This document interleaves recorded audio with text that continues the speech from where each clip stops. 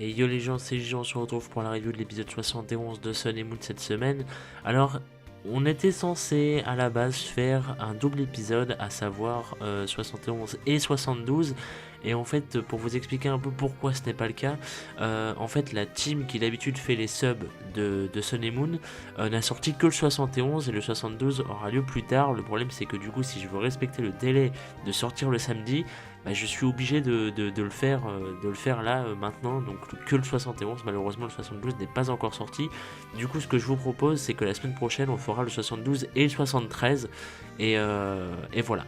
Du coup épisode 71 concentré sur Suiren et sur Araqua.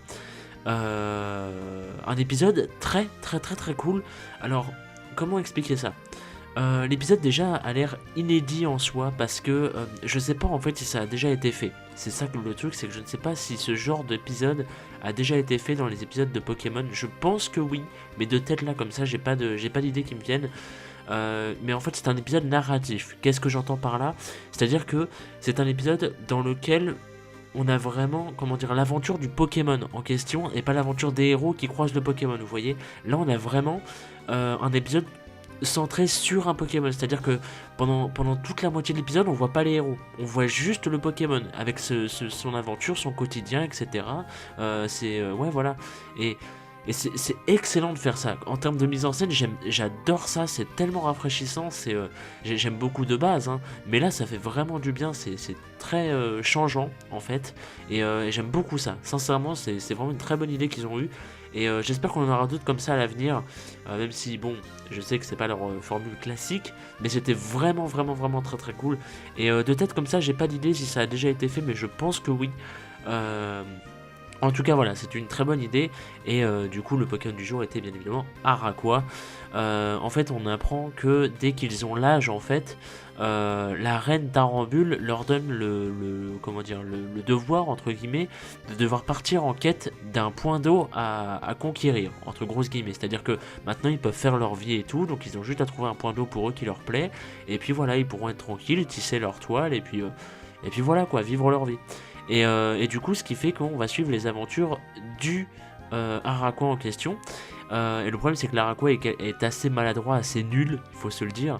Et c'est excellent le point de vue de ce truc-là, parce que, comment dire, en fait, pendant tout l'épisode, enfin pendant toute la première moitié de l'épisode plutôt, on a en fait des Pokémon qui veulent s'en prendre totalement gratuitement à Araqua en fait. Et c'est ça qui est excellent, c'est que tu vois une espèce de chaîne alimentaire Pokémon presque, dans le sens où à un moment il y a notamment le pivert, comment il s'appelle déjà, non c'est pas Picléron, c'est l'autre, je sais plus, mais le pivert d'Alola, le petit, par exemple il veut éclater la bulle qu'il y a sur Tarambule, tu vois, juste pour se marrer. À un moment, Bébénum il le fait aussi. Il y a aussi Ratata qui s'en prend à lui. Il y a Larvibule aussi qu'à un moment qui veut le découper et tout. Enfin, franchement, c'est chaud.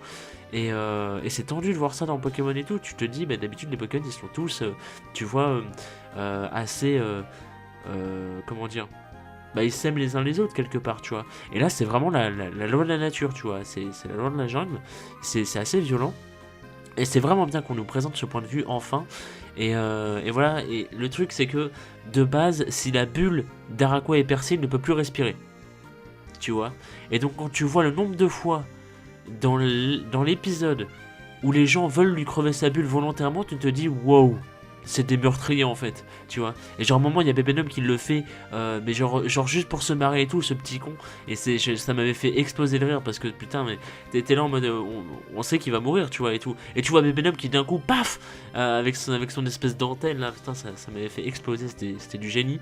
Et voilà, mais c'est quand même assez grave, s'il n'a plus sa bulle, il meurt, hein, littéralement. Et en fait, du coup, au fur et à mesure de sa recherche et de ses aventures, il tombe sur Suiren en fait qui faisait un entraînement avec Sacha. Et en fait, en les espionnant un petit peu, il tombe amoureux d'elle. Littéralement, parce qu'en fait, Suiren, elle s'entraînait à l'attaque du ballon avec Hashimali, enfin avec Otaka. Et en fait, Otaka lui a mis une espèce de bulle sur la tête qui est comme la bulle que les Araquois ont, vous voyez. Et du coup, en fait, Araqua l'a prise pour une espèce de semblable et tout, tu vois, pour une espèce de princesse, parce que Araqua c'est un mâle, au cas où. Et du coup, il est tombé amoureux d'elle. Et c'est très mignon comme truc, tu vois. En plus, t'as une OST de mariage et tout derrière, ça veut rien dire. Enfin, c'est totalement abusé. Et, euh, et du coup, au final, il se rend compte, comment dire, il capte que bah, c'est une humaine, quoi, tu vois, c'est pas, parce qu'elle reste pas tout le temps avec la bulle, sur elle, il y a un moment, elle éclate, et du coup, voilà, et donc il reprend sa quête un petit peu principale, et il finit par trouver un point d'eau, finalement, qui lui plaît, mais le seul bémol est qu'il est déjà réservé par un Arachdo. Et ce qu'on nous explique, et ça j'ai beaucoup aimé ce petit point-là, c'est que en fait les Arachdos et les Araquois sont des ennemis jurés. Comme Mangriff et Vipère par exemple, vous voyez. Mangriff et Vipère, on nous a toujours dit c'était des ennemis jurés et tout, etc. Et là c'est Arachdo Araqua. Et c'est très bien parce que je sais pas si les Pokédex des jeux le disent. Je vous avoue que je me suis pas renseigné là-dessus, j'aurais dû aller voir. Mais voilà, en tout cas, c'est le genre de détail pardon, que j'aime beaucoup apprendre. Et voilà. Donc j'ai beaucoup aimé cette espèce de rivalité et tout. Et donc en fait les deux se battent et Arachdo en fait prend le dessus. Bien évidemment je vous avais dit que le petit Araqua était assez nul. Et en fait Arachdo prend le dessus au point d'évoluer. Et oui, c'est-à-dire que pour une fois, et c'est ça que j'ai beaucoup aimé aussi, c'est que pour une fois, tu vois, c'est pas le Pokémon héros un petit peu, tu vois, qui évolue pour dire, regardez, avec l'influence des héros et tout, il a réussi à évoluer, il a grandi, etc. Non, pour une fois, c'est l'adversaire qui évolue.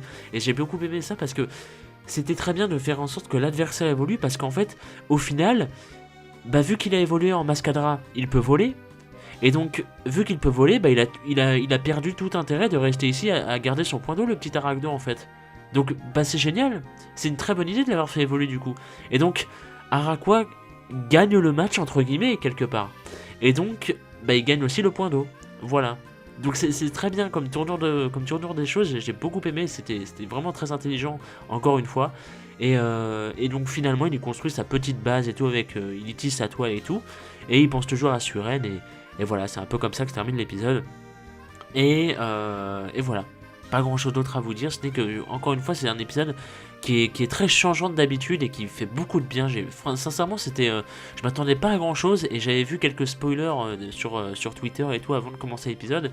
Comme quoi, oui, Araqua ne se fait pas capturer par Suren, etc. et tout.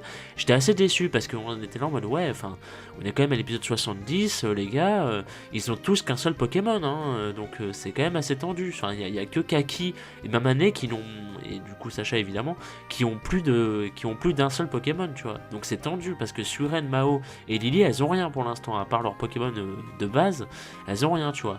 Et donc c'est assez triste. Et donc là on se disait, bah c'est bon, ça y est, on a un épisode sur Mao, peut-être qu'elle va avoir un Poké. Bon, je vous spoil, c'est pas le cas. On a un épisode sur Suren, là, il y avait un Araqua, donc il y avait matière à le capturer, mais du coup non. Et sur le coup, t'es là en mode ouais, enfin quand même les gars, ça aurait pu être un bon truc et tout. Et au final, ça reste que l'épisode reste excellent malgré tout. Et voilà, c'est très très cool. Donc, je vais vous parler vite fait de la preview.